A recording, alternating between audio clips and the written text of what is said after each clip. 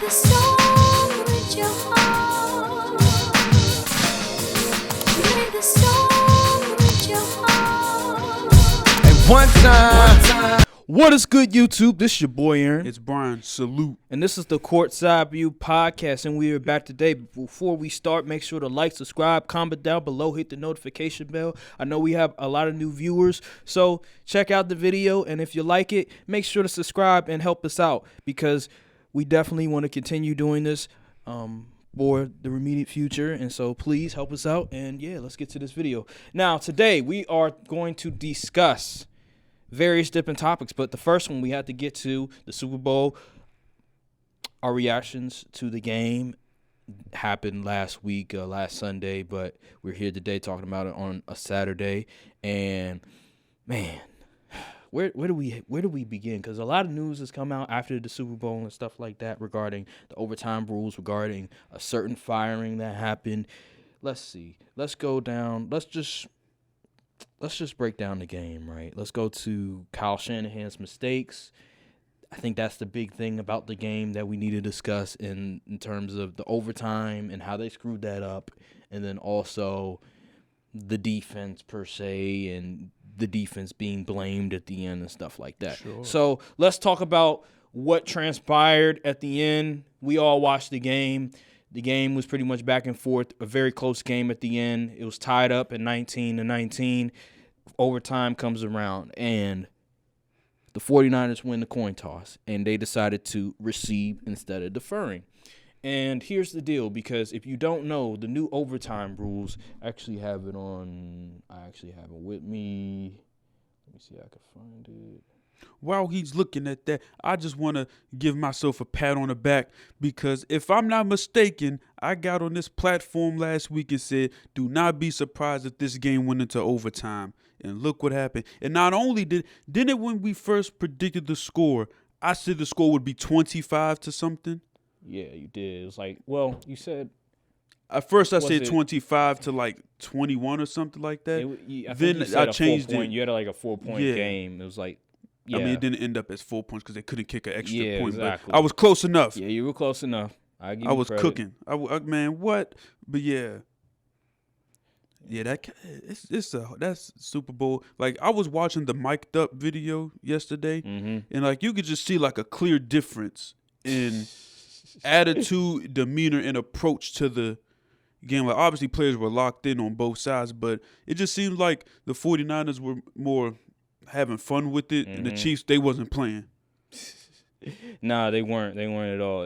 I think Dre Greenlaw, that injury really hurt them, because he was such a major part of that thing. Okay, so I have the overtime rules right here. So here's the deal. So overtime rules. This transpired. The reason why it transpired, why they changed it in the postseason specifically, because of Patrick Mahomes versus Josh Allen, the Bills versus Chiefs in 2021, where the reason the Bills lost in OT is because they didn't get the ball back. They were going back and forth, and the overtime came, and the Bills weren't able to get the ball after the Chiefs scored. The Chiefs scored a touchdown, and so that's why the Bills lost. And they changed it, and so now pretty much it says if the score is still tied at the end of the overtime period, or if the second team's initial possession has not ended, the teams will play another overtime period. Play will continue regardless of how many overtime periods are needed for a winner to be determined. Let's see.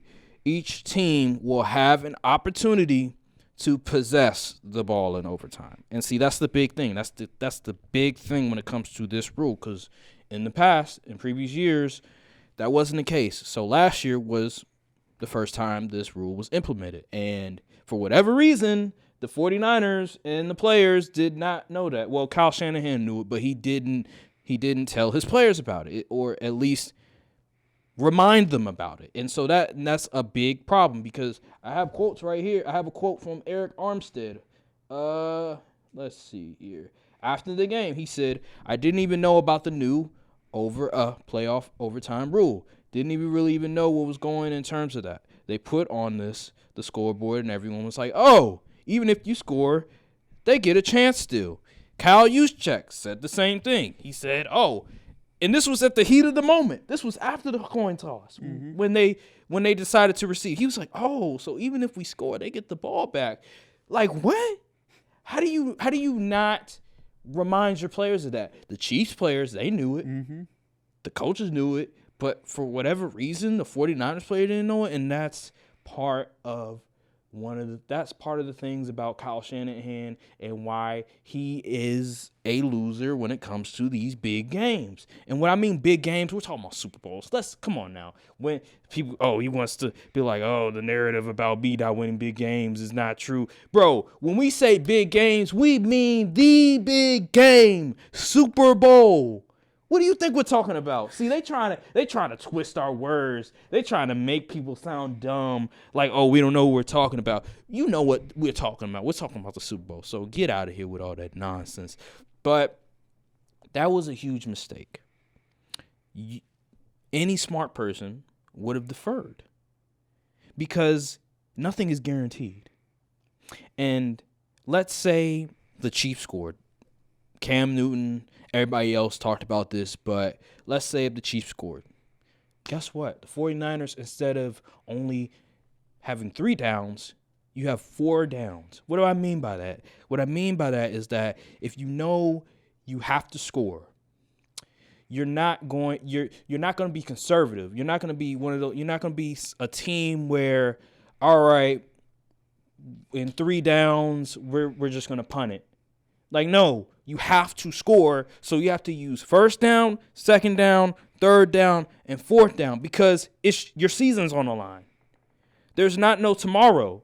If you don't get all these 4 downs, it's a wrap. You lose the Super Bowl. And so that's why it's important to defer. Now, here's the thing that nobody has talked about. Let's say, okay, because Chris Jones said if the 49ers scored, we were going to go down, and let's say they scored, we scored, we're going to go for 2.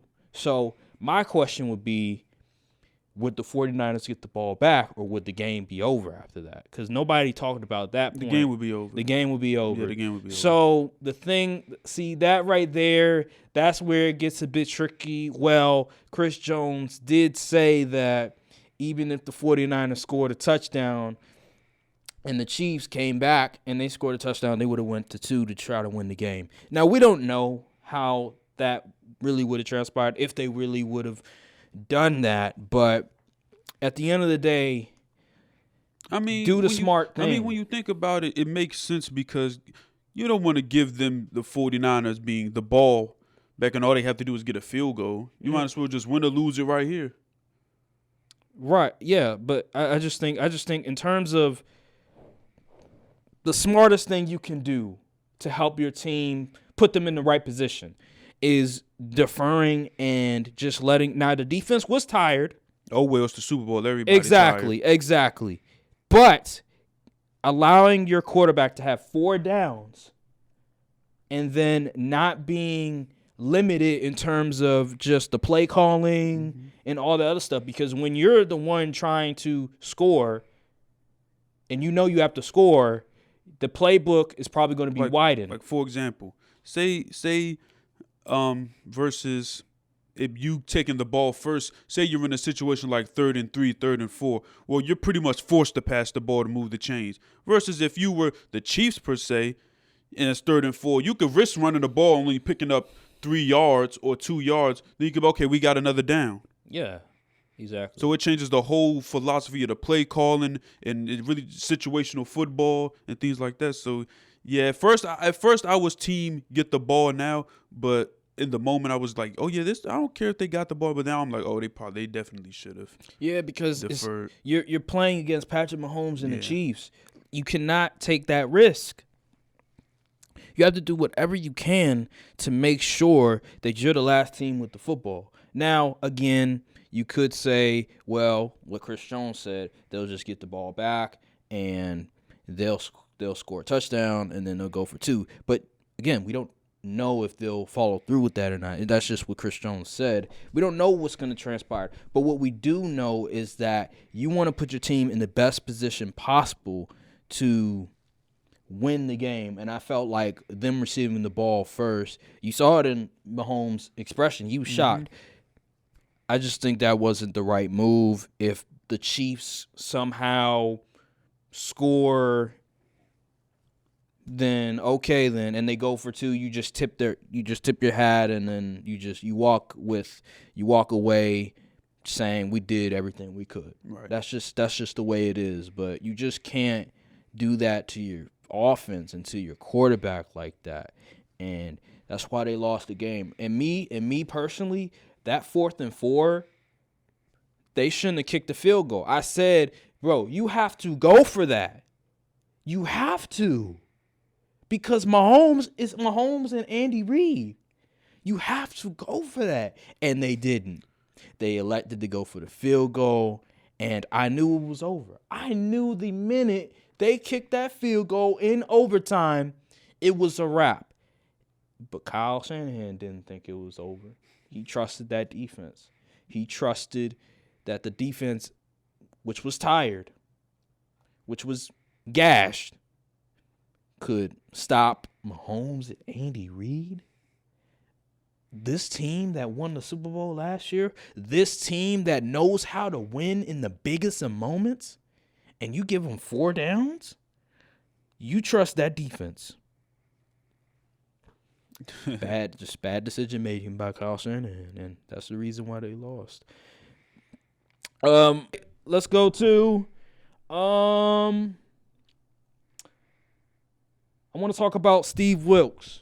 Who's Steve Wilks? Steve Wilks is the former 49ers defensive coordinator. He was the defensive coordinator who was overseeing the defense against the Chiefs this past Super Bowl, and he got fired. He was let go by Kyle Shanahan for whatever reason, pretty much the scapegoat of it all. And I have some stats. I know I keep saying I have some stats. Because allegedly we don't use stats and then all of that stuff. Exactly. Even though I did use stats last week. But all right, you guys want to keep playing with my name, I'll bring up some stats for you guys to look over. All right, so the defense, right? I just want to talk about the Chiefs drive. Punt, fumble, field goal, interception, punt, field goal, punt. This is from like 3 minutes, not 3 minutes. This is like 3 quarters all the way to the 2nd minute mark. And then they score a touchdown, field goal, touchdown. What am I talking about? That is the Chiefs drive. So from the first 3.5, matter of fact, 3 3/4 quarters, punt, fumble, punt, field goal, interception, punt, field goal, punt. That sounds like a really good defense to me. Yeah. They held them to 2 field goals. It wasn't until late in the 3rd quarter where they got a touchdown, and then they got 2 field goals again, and then they got a touchdown in overtime. So how is that Steve Wilks' fault? Why is he being scapegoated? Oh, because that one play in overtime where he had, I think it was cover 0. It was like a bomb blitz, and then they had Rashid Rice in like a crossing route, pretty much wide open, and Mahomes threw it to him, and they got the first down. That was the only. There might have been another play that I'm missing. Didn't they say Shanahan called a timeout because he didn't like the look he had on the field? He did. Mm-hmm. There might have been another play that I'm forgetting. I remember there was like another play, and then you could say, well, Nick Bosa, he wasn't like doing a good job. What was it? That was his fault. But that was his fault. That play, the Mahomes scramble. Yeah. Nick Bosa got upfield instead of playing discipline. Yeah. So let me get this straight, Kyle Shanahan. You're going to scapegoat Steve Wilks. Now, I'll say this about Steve Wilks. Damn, I wish he was still the DC, because the Packers and the Lions were shredding that defense. But at the same time, though, they were still a top 5 defense. You held Mahomes to 19 points in regulation, and you couldn't get, and your offense couldn't get you 20 points. And they were missing Dre Greenlaw. Imagine if he was on the field, because when he was on the field, they couldn't do anything. They wasn't doing nothing. So he was missing one of their 5 best defensive players, arguably maybe even top 3 if you want to go that far, and he was still able to hold them to 19 points. I'm going to say it again. punt, fumble, punt, field goal, interception, punt, field goal, punt. This is until the later end of the third quarter, dude.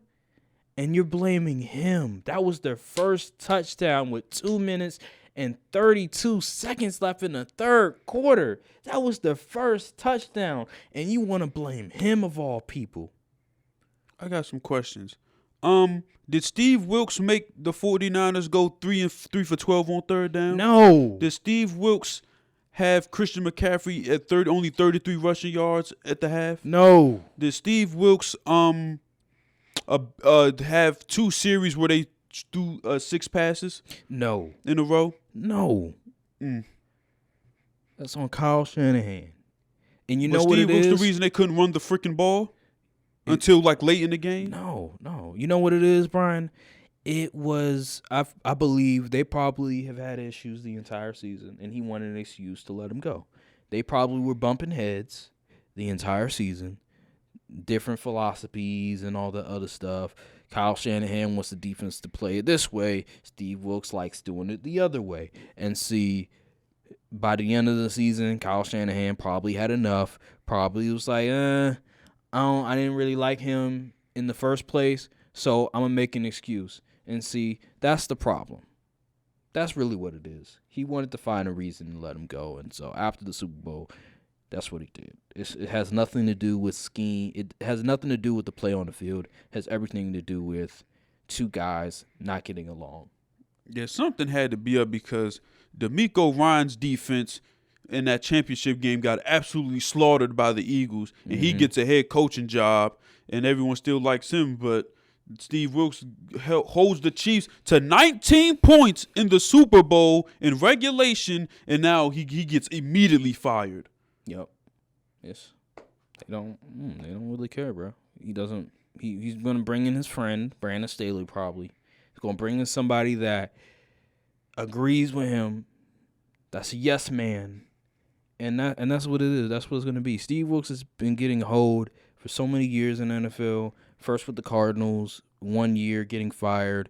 Carolina, he was the interim coach. They decided to go in a different direction with Frank Reich, even though the players like Steve Wilks. He gets hired with the 49ers, and 1 year he's out after having a top 5 defense, even though I do wish he was still the defensive coordinator because that defense wasn't looking as dominant. But they still were top 5, and they still held Mahomes to only 19 points in regulation. They gave up. In like the regular season, I think they points against was like 18 or 19, but in the playoffs it was like 24. I mean, you're playing better teams, so it kind of makes sense. Yeah, and the offense was really good. Yeah, it wasn't like y'all was playing scrub offenses. Like the Packers cooked my Cowboys top 5 defense or whatever they try to claim us as. And then the Lions, they was having the top 3 offense all year. So it wasn't like he was getting cooked by the Baker Mayfield led Buccaneers or something, you know? And then just to help your point even more, when the 49ers were coming back, the defense had to get some stops in order for them to come back. So, I mean, the Lions, they scored 30-something, but guess what? The 49ers went on like a, 28-something run? Mm-hmm. The 49ers defense had to do something about that as well to help them out. So, I mean, they did their job in the second half. In the second half, the Lions couldn't score. You know what's crazy? You ain't even mentioned the fact that the 49ers defense forced 2 turnovers that game in the Super Bowl. Right. So, yeah. It's not about the play on the field. It's about just 2 guys not getting along. That's really what it is. It's egos, bro. It's all about egos. And I pray for his downfall. I know, Aaron, you're supposed to be objective. Damn it. When it comes to the 49ers, sometimes when it comes to certain things, I pray for their downfall. But, man. Oh, yeah, I was absolutely rooting against the 49ers. Absolutely, I was rooting for them. I'm a Cowboy. What do I look like rooting for the 49ers? I had money on the Chiefs, too. Hell yeah, I'm rooting against them. But this is all, like, I'm being objective. I'm being serious about this. I'm being serious about this. All right, Look, cold world, still a cold world. And a couple of y'all is cool, but we a little more thorough. Whole time, a little more girls. You know I spit that sick shit and it's still no cure. Hola, loud packs